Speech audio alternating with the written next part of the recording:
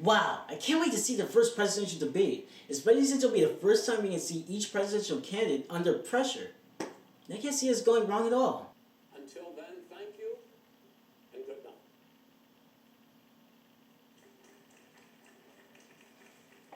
And that concludes. What the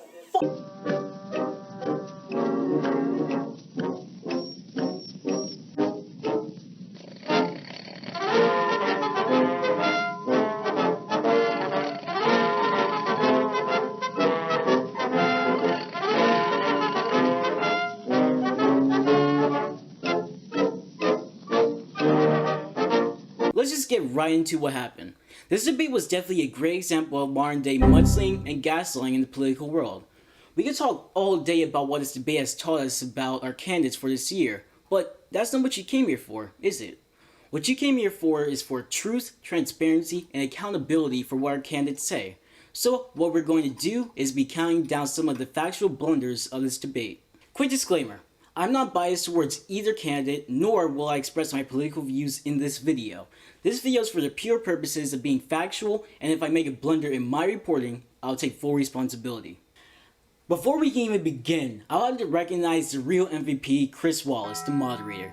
This man single-handedly stopped the entire debate from descending into pure chaos, and for that, he gets the InfoReal's monthly MVP award. With all that out of our way, I would like to begin with Trump saying, and now we're weeks away from a vaccine. Trump has consistently boasted about how he's spoken to vaccine manufacturers such as Johnson & Johnson, and he claims that there will be a vaccine ready by November. The moderator even specifically asked him about this just a few moments later. Focusing on the future first, President Trump, you have repeatedly either contradicted or been at odds with some of your government's own top scientists. The week before last, the head of the Centers for Disease Control, Dr. Redfield, said it would be summer before the vaccine would become generally available to the public. Well, I've spoken to the companies and we can have it a lot sooner. Since this is a huge claim, and I only have a limited amount of time to go over the different claims made during this debate, I think that this one is one of the most important ones to general Americans. So, according to The Guardian, who gave us this wonderful graph, tells us that 170 teams of researchers are developing a vaccine. 11 of them are in phase 3 of clinical trials. So, what about the companies that Trump talked about specifically? Well, Trump says that he talked to Pfizer, Moderna, Johnson & Johnson. To be fair, all the companies that he mentioned are in phase 3 of clinical trials, but does that necessarily translate to being ready by November? Well, Johnson & Johnson said in a statement, quote, scaling up our production capacity with a goal to deliver a vaccine for emergency use authorization in the early 2021. So, Johnson & Johnson said themselves that they'll not be ready until early 2021. As for Moderna, the chief executive Stephen Balance told the New York Times, quote, that it is unlikely a vaccine will be widely available for the first half of 2021, according to National Geographic. So, it seems that Trump officials were right after all, since their statements match up with the timeline that most drug companies are aiming for, which is in early 2021 or mid-2021. But Trump got one thing right. It's a very political thing. This next thing I want to fact check is from Biden's claim where My economic plan would create 7 million more jobs than his in 4 years, number one. And number two, it would create an additional $1 trillion in economic growth. I think this Business Insider article should shed some light on the situation. Well, it says it right there in the title. This article cites an economic forecast from the Moody's Analytics, which is a research firm.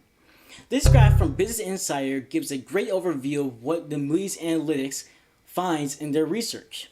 So, they say that 7 million more jobs will be created in 4 years compared to if the Republicans took the White House and the Senate.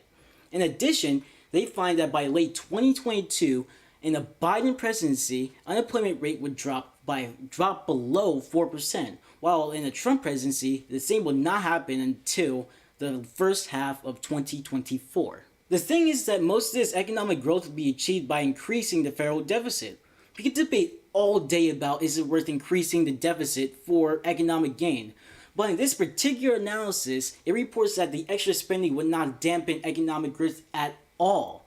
In fact, it reports the exact opposite would happen, where the average American household after tax income will increase by $4,800. it's looking good so far. But let's cross-examine. Well, a report from CBS where he cited an analysis from the University of Pennsylvania's Wharton School hits the same points, but there's a great emphasis on the possibility of Biden boosting the government spending to $5.4 trillion in only 10 years. In addition, how raising taxes on wealthy individuals with incomes over $400,000 to pay for the extra spending while keeping the tax rate same for the average American. So yes, it is possible that Biden's plan could do whatever he claims it could do, but I would take everything I just said with a grain of salt, especially since as we near voting day, these promises could very well change. If the economy is really important to you, I would keep following these studies and do your own research and come to your own sound conclusion. As a reminder, if you want to check my sources, you can go ahead. So since I covered two really big claims, I'm going to try to focus on smaller claims now, for the sake of my time and sanity. I know I'm going to be skipping over a lot of things, but whenever I make a long video, my viewership just tanks. So if you want to know more things, or just generally want me to fact check more things, comment down below and let me know what I should do. Okay, so Trump claimed The mayor of Moscow's wife gave your son $3.5 million. What did he do to deserve it? As of writing, we really don't know too much about this subject, although we know where it originated. This accusation came from the Republican Senate committee report that said the money came from a partnership co-founded with Hunter Biden. As of writing, Democrats say that there is no link in the report from the Republican majority on Senate Finances and Homeland Security committees to Hunter Biden. In addition, his lawyer says that Hunter Biden had no interest and was not founder of that. So the claim that he was paid $3.5 million is false. The link between this person and who is the widow of the person who was the mayor of Moscow until 2010 still seems like an unknown as well. So until more knowns are found, this claim should be just taken as allegation or just speculation until more knowns are found. But at least Trump brought back football! I'm the one that brought back football. Although I am going to talk about climate change, I really think all this stuff they said about wildfires could be an entire video on its own. So instead, I'm going to talk about Trump's comments on Obama's Clean Power Plan. Why have you rolled back the Obama Clean Power Plan, which limited carbon emissions in power plants? Why have you relaxed? Because it was driving energy prices through the sky. Why? Trump said that Obama's regulations were driving up energy prices. This can easily be disproven fairly quickly by this graph from Statista that shows since Obama's presidency, energy prices have remained relatively stable. By the way, he has an answer for hurricanes. He said maybe we should drop a nuclear weapon on them. They may. I never said that That's at all. he did say. You made it up. Of course Trump didn't say that. Oh. He was probably just joking. Oh, what's that? He said it twice? Oh. He called the military Mr. Vice President, stupid bastards. I And he did said not it on say tape. He said Mr. stupid bastards. please, He sir, said it. stop. I would never say that. Well, Biden actually did say that. When speaking to troops stationed at his place, Biden encouraged troops to applaud Lieutenant Karen Johnson by jokingly calling them, quote, stupid bastards, followed by, man, you are a dull bunch. Must be slow around here, man. Andrew Bates, who's a Biden spokesman, said to Daily Beast, Vice President was joking and encouraging the audience to clap for an airwoman on stage. A number of service members can be seen laughing and smiling at the comment seconds before he praised the incredible sacrifices they made to our country. So it's safe to say that the quote was out of context since the rest of the speech is overwhelmingly positive towards the military.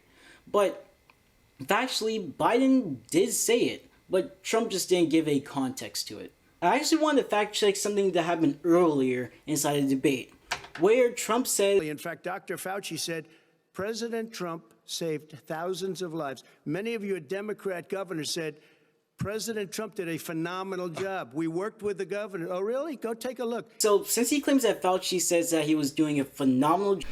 Alright, quick thing from the editor's booth. I misquoted Trump. He said thousands of lives, not phenomenal job. So whenever I say phenomenal job for Dr. Fauci, just replace it with thousands of lives. Let's go and quickly see what Dr. Fauci says when he was read a viewer question during a CNN citizen conference that asked about Trump's A+ score on the White House's response. This one comes and says, President Trump says he would give the federal government an A or a B in his handling of the pandemic response. What grade would you give the response? I know you don't like these sorts of questions, Dr. Fauci. No, but I really don't, Sanjay. They're not helpful. Take a look at the numbers and make up your own mind.